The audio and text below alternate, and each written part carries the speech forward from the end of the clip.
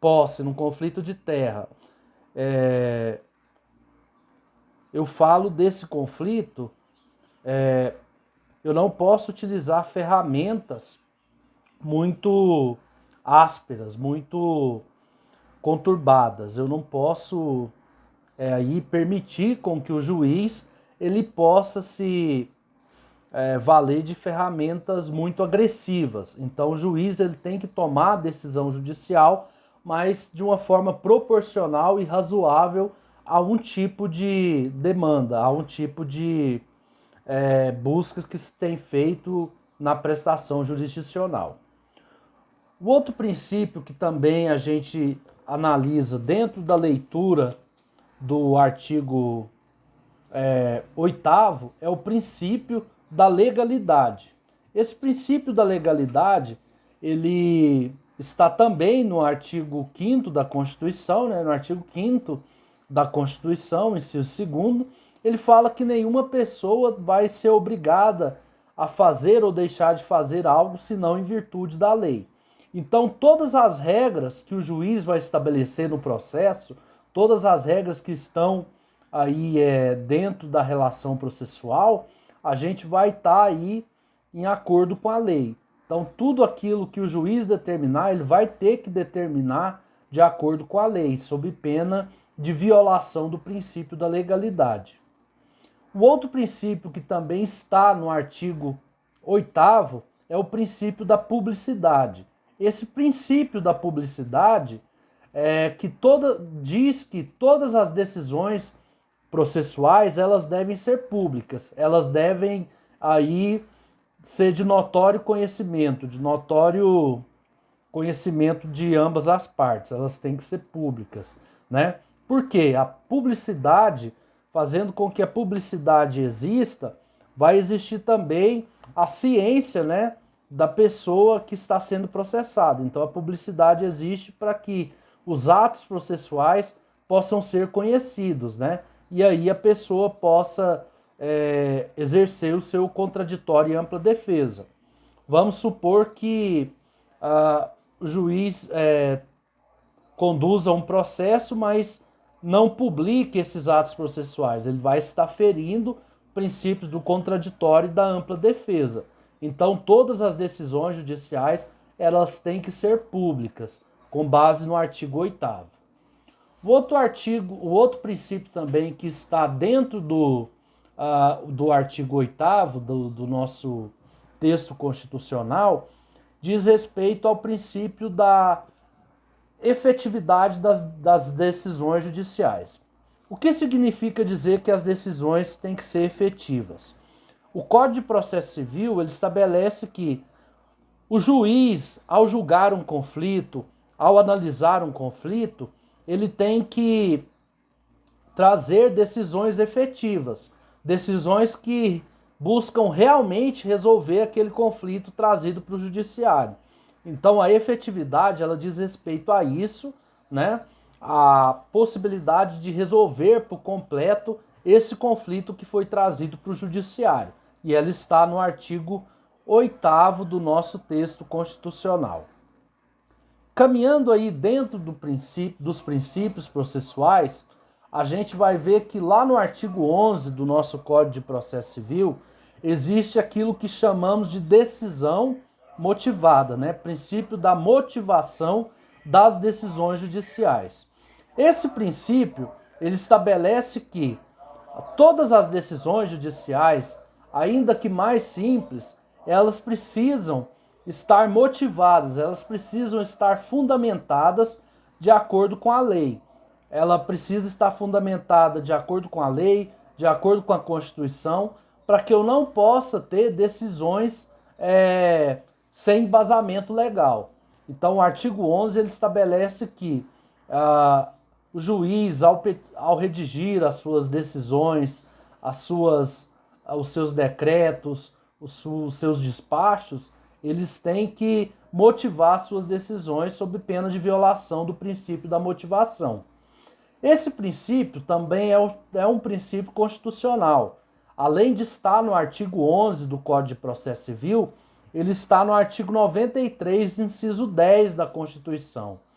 E ele fala que também os atos processuais do juiz, eles devem ser motivados de acordo com aquilo que a lei manda.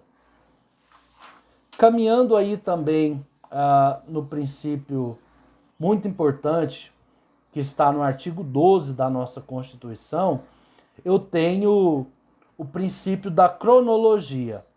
O que estabelece o princípio da cronologia? O artigo 12 do Código de Processo Civil estabelece que o processo ele tem que estabelecer uma ordem cronológica, uma ordem de tempo, né? Eu não posso, por exemplo, julgar um processo anterior a outro. Por exemplo, a Dona Maria ajuizou uma ação de aposentadoria no mês de maio de 2012, por exemplo. E o seu José entrou com o mesmo pedido de aposentadoria no mês de maio de 2020. O juiz ele não pode julgar primeiro o processo do seu José. Por quê? O processo da Dona Maria ele foi protocolado primeiro, ele deu entrada primeiro. Então eu não posso julgar o processo da Dona Maria primeiro do que o processo do seu José. Mas aí a gente vai ver que em determinadas situações a lei processual prevê que os processos eles vão furar essa ordem cronológica.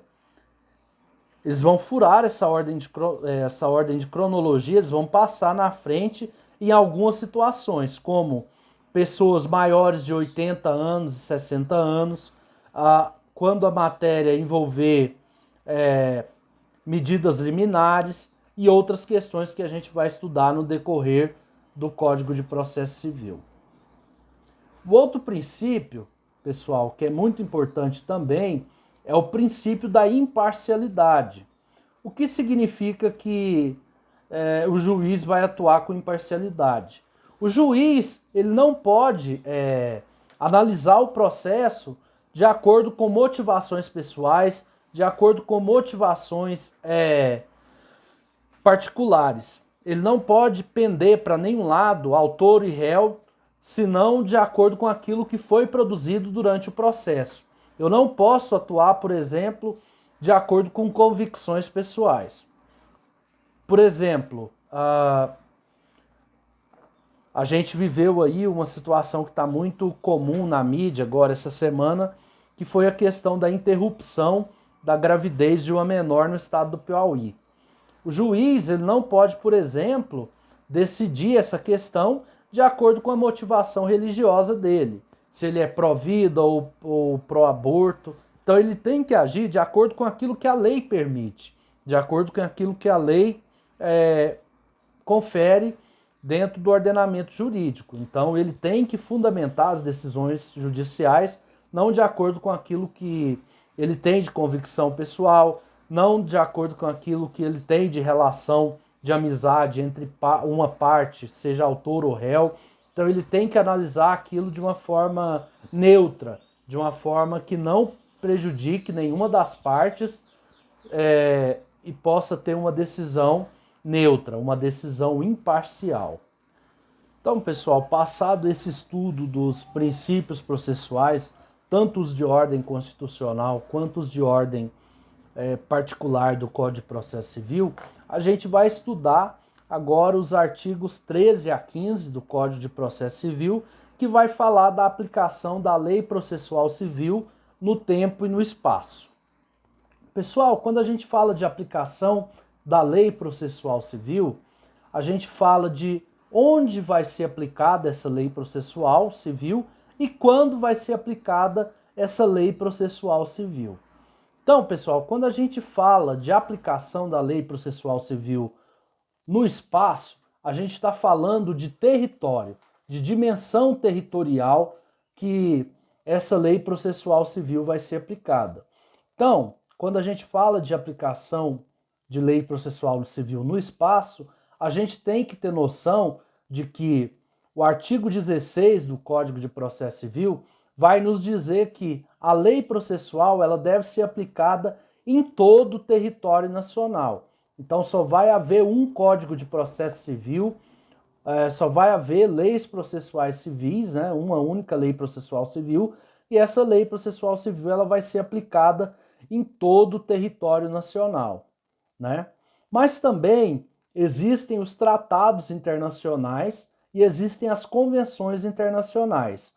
Então, essas convenções internacionais e tratados de direito internacional que versam sobre norma processual, se porventura ser recepcionado pelo território brasileiro, elas também vão ser incorporadas dentro do território nacional e vão ter aí vigência no território brasileiro. Então a gente vai ver que o Código de Processo Civil, tratados internacionais e convenções internacionais, elas vão ter eficácia em todo o território nacional. Mas também a gente fala da aplicação da lei processual no que é aplicável também à relação temporal, a relação de cronológica, a relação temporal, a relação de tempo. Pessoal, quando a gente fala em relação temporal, a gente viu que o Código de Processo Civil ele surgiu em 2015. Mas antes de 2015, existia o Código de Processo Civil de 1973. Então, pessoal, o Código Civil de 2015, ele revogou o Código de Processo Civil de 1973. Com isso, com a revogação do Código de Processo Civil de 1973, o Código de 2015 passou a ter vigência, passou a ter a sua eficácia, né? Passou a ter a sua eficiência no Código de Processo Civil de 2015. Então, pessoal, o Código de Processo Civil de 2015 ele revoga o Código de Processo Civil de 73, conferindo aí uma eficácia imediata. O que significa essa eficácia imediata? Ele passou a viger, né, logo após o nascimento, né, logo após a sua publicação na lei. Então, pessoal, as leis processuais civis, elas vão ter aquilo que a gente chama de eficácia imediata, aplicação imediata. Se surgir um outro Código de Processo Civil, ele vai ser aplicado imediatamente, né? Ele vai ser aplicado de forma imediata. E outra lei processual que surgir também vai ser aplicada de forma imediata. E essa regra está no artigo 14 do nosso Código de Processo Civil.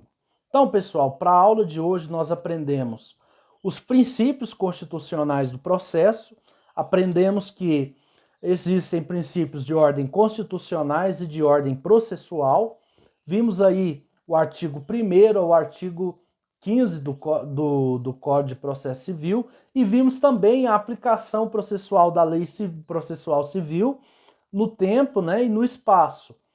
Vimos também algumas questões muito importantes. Então, pessoal, essa aula vai ser disponibilizada para vocês no ambiente virtual de aprendizagem e possam recorrer dela sempre que for necessário. Grande abraço, até o nosso próximo encontro.